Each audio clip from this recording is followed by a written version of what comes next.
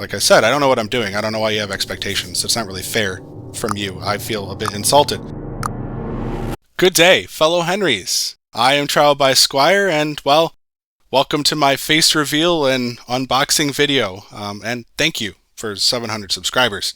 KCD2 is just on the horizon, and if I am going to continue to serve you as your humble guidesmith, well, I'm going to need to hit the forge and craft up a new kit. My current PC, well, it makes DaVinci Resolve look like PowerPoint, and that means that this has been my video editor since day one. This is a Ulefone PowerArmor 13, if you're curious. It's done pretty well for me given the circumstances, but with the trials that lie ahead, well, I'm going to need something with a little more bonk. So let's just jump in. I'm eager to get this computer built so I can stop editing on that phone. For the CPU, I have gone with AMD. There is a degradation issue on the 13th and 14th gen Intel processors that cause, well, an early death. I wish to avoid that. They do claim to have fixed it. However, with the way they've handled it, I'm just not on board. This here is on the AM5 socket, which will be supported at least 2027 and beyond, whereas Intel, the 14th gen, that's the end of that socket. And if you want 15th gen, well, you're getting a motherboard too. This is the Ryzen 9 7900, and non-X, by the way. There is a 7900X. It's a 12-core processor. They both are. This one is 65 watts, whereas the X version is 170 watts. Now, that is more powerful, however, not vastly. This one comes with a cooler, a stock cooler from AMD, the Wraith Prism, and I'm actually excited to take a look at that. The 12-core processor I got because this is for content creation as well as gaming. This is the cooler. It does have RGB, which isn't my bag. I'm not a flashy guy, and this thing's going to sit under my desk. But it's a down cooler. It's pretty bulky. It's got some heft to it. It gets good reviews as far as for these 65-watt chips. So that's really cool. It looks really nice. Let's move on to the GPU. I did go with AMD as well for the GPU. If you're going to buy a card today, I really don't recommend going below 16 gigabytes of VRAM. With NVIDIA, that does mean the 4070 Ti Super is my cheapest option. With massive Black Friday sale, that's $730 still, and it's $800 usually. So this was $480, $10 more because it's the white version versus the Pulse. A few did come cheaper, but they were the more entry-level models, which usually means just the coolers. The chips are all the same. They come from AMD. I have not built a PC since I was 13, and that one definitely did not have dedicated graphics. So this will be the first time I have ever held a graphics card in my hand. They are chunky, are they not? Oh my geez, look at that. So yes, this is the Sapphire Pure. It's white, and this is upside down. There we go. I swear I know what I'm doing. It's got 2 HDMI and 2 DisplayPort, which is kind of atypical. Usually it's just 3 DisplayPort and 1 HDMI. Now it's an all-metal back and everything. The cheaper versions might be plastic and might have lesser fans and all that stuff. This is going to suit my motherboard really well, which is coming up next. That is also white. One thing that's nice is it does come with an anti-sag bracket. I don't know how effective it'll be. I've heard differing opinions on that. If I need to, I can buy one of those little kickstand versions, and those are like $6. This is, did I even say, the 7800 XT? I don't even think I did say that. The 7800 XT is like one of the best value for money cards that you can get. The next one that rivals it is the 7900 GRE, which is about 10% faster, but it's also about 10% more money. So it's pretty equal in its paces. There are some advantages to this over that in that it's got faster memory bandwidth, but it is otherwise a lower performing card ever so slightly, and in some cases, barely at all. Now this is my motherboard of choice. This is the B650 Steel Legend Wi-Fi. They do have a B650E, and they do have an X870. For my situation, this is actually a really nice semi-future-proof board. This has got some PCIe Gen 5 slots to it.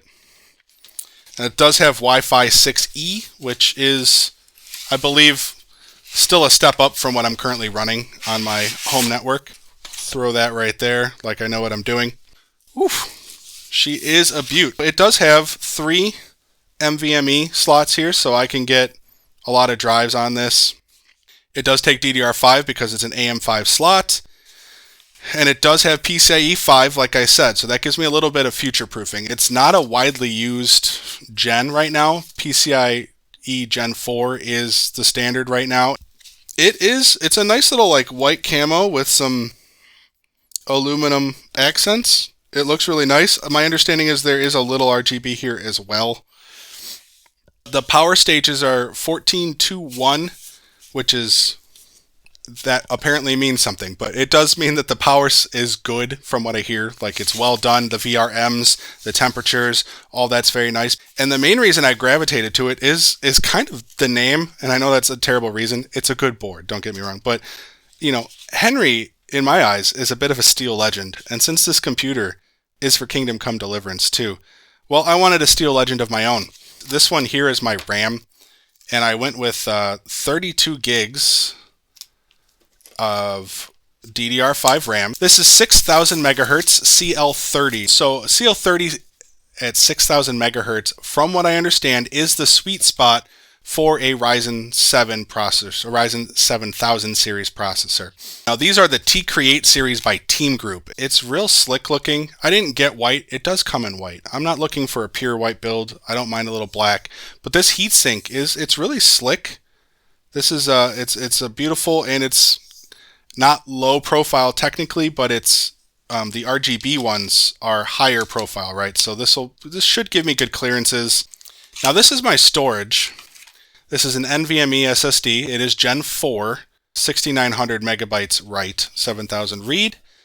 This is Team Group again, and in this case it's the Cardera. I'm not going to take it all the way out. It comes with a heatsink, which I'm not going to use because the board has pre-installed heatsinks.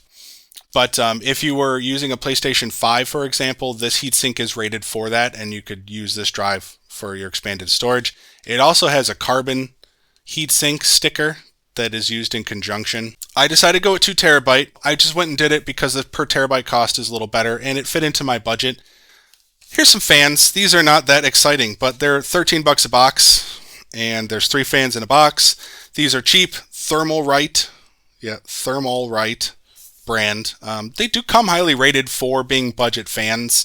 Powering this whole beast is this here. I went with a Be Quiet Pure Power 12M, and the 1000 watt here, this is ridiculous overkill, but there is a story behind it. I bought an 850 watt before there was a Black Friday sale on it. It was $115 for the 850 watt, and then it dropped down to $100. And so I had a choice. I could either get $15 back, or this 1000 watt was the $115 I paid. A power supply, especially a quality one like Be Quiet here, you can use this on so many future builds. And between this and my case, I should be able to use this for over a decade. These are awfully heavy.